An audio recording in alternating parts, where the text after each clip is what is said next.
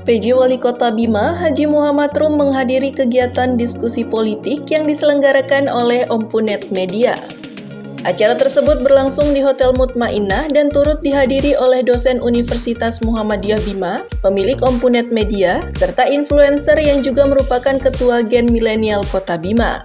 Para peserta yang hadir berasal dari berbagai kalangan, termasuk mahasiswa, pegiat politik, serta masyarakat umum. Lalas Kurniawan, selaku pemilik Ompunet, menyatakan bahwa meskipun acara ini adalah diskusi publik, ia berharap para peserta tidak terlalu tegang. Dalam sambutannya, Lalas langsung bertanya kepada Haji Rum mengenai pendapatnya tentang apa itu politik. Politik dunia yang sudah berkembang saat ini itu harus seperti apa begitu. Dengan cara-cara beliau ini kita lihat juga di media sosial beliau sering turun. Jadi kita dengarkan bagaimana beliau menyampaikan dan menurut beliau itu politik seperti apa. Haji Muhammad Rum pun menjelaskan mengenai politik dari berbagai referensi. Menurutnya, politik adalah upaya untuk mencapai tujuan bersama dalam bingkai bernegara. PJ Wali Kota Bima menyampaikan bahwa tujuannya adalah agar Kota Bima menjadi bersih sehingga nyaman untuk ditinggali dan menyenangkan bagi pendatang yang mengunjungi. Dengan kondisi yang aman dan nyaman, diharapkan akan ada investasi dan investor akan tertarik untuk berinvestasi di Kota Bima karena situasinya yang aman. Haji Rum menjelaskan bahwa ada 3 syarat untuk investasi, yaitu adanya kepastian hukum, adanya kepastian peraturan, dan adanya kebersihan, kenyamanan, dan keamanan. Diskusi politik ini juga diisi dengan sesi tanya-jawab.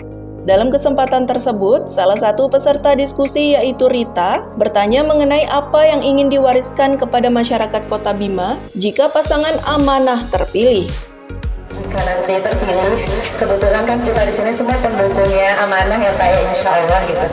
Kalau misalnya nanti terpilih, legasi apa sih yang ingin diwariskan untuk masyarakat Kota Bima? Mungkin seperti yang kita kenal banyak ya Pak ya, mungkin seperti Pak Ridwan Kamil gitu. Beliau begitu membedah, beliau menata tata kota sedemikian rupa. Kemudian Bapak Ahok dengan e-budgeting yang luar biasa gitu. Kemudian Profesor Nurdin gitu, walaupun akhirnya kena OTT tapi prestasi sosial gitu sungguh luar biasa beliau bawa sampai dengan akhir beliau menjabat. Jadi yang ingin saya tanyakan, jika nanti terpilih gitu Bapak ingin dikenal sebagai wali kota yang seperti apa sih? Pertama kali setelah dilantik menjadi penjabat wali kota Bima, yang pertama kali saya buat WA group para rektor, ketua perguruan tinggi yang ada di Kota Bima.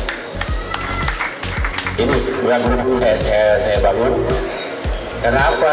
Saya ingin perguruan tinggi yang ada di Kota Bima ataupun Kabupaten Bima atau Bima Raya, ya, ini memiliki konsep riset.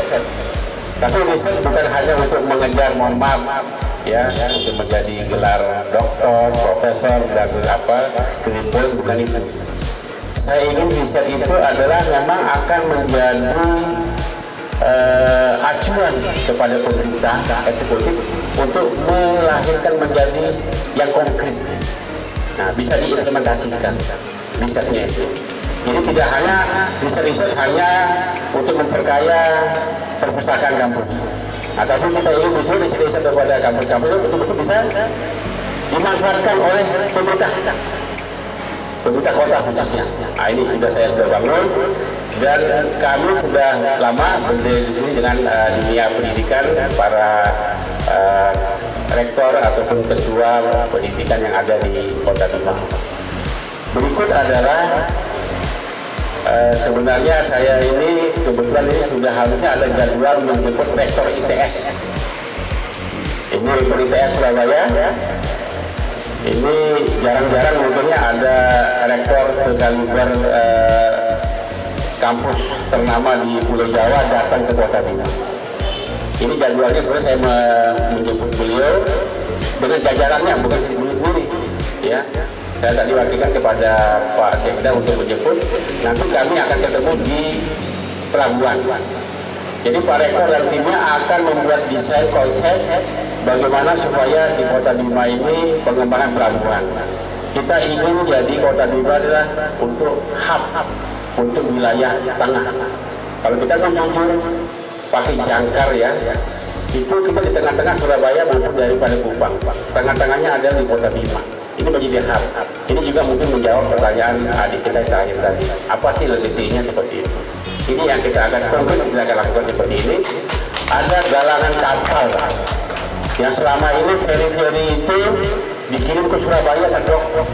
Nah, tapi dengan adanya ini jalan kapal, maka akan dibangun di Kota Bima. Feri-feri dari Lombok, Sumbawa bawa ke sini, NTT itu bawa ke Kota Bima. Bahkan tidak mungkin dari Makassar itu datang ke bawa di Kota Bima. Ini kita mau coba, dan ini memang insya Allah, karena tadi saya katakan bahwa pertumbuhan ekonomi di Kota Bima ini nggak bisa hanya mengandalkan APBD. Harus ada hal yang baru, ada investasi, hal yang besar yang akan dilakukan. Kemudian berikut adalah bicara masalah pendidikan. Saya setuju masalah beasiswa. Oleh karena itu untuk menekan biaya beasiswa itu, insya Allah tanpa harus mengorbankan PTS yang ada di Kota Bima Kabupaten, akan ada lahir IAIN. Yang mana IAIN ini adalah program studinya itu tidak berbeda dengan yang sudah existing yang ada di Kota Bima PTS itu. Ya. Ditambah lagi, kedatangan ITS ini adalah akan membangun kampus satelit ITS yang ada di Kota Bima. Jadi kalau mau sekolah di Surabaya, ya bagian teknik umpamanya memang tidak ada di Kota Bima ini cukup nanti kuliahnya di Kota Bima, nggak perlu lagi ngekos ke Surabaya. Nah ini pengembangannya. Bahkan sekarang ITS setelah kerjasama dengan kami selaku wali kota membuka ruang untuk S3. Nah silakan S3, lokusnya ada di Kota Bima.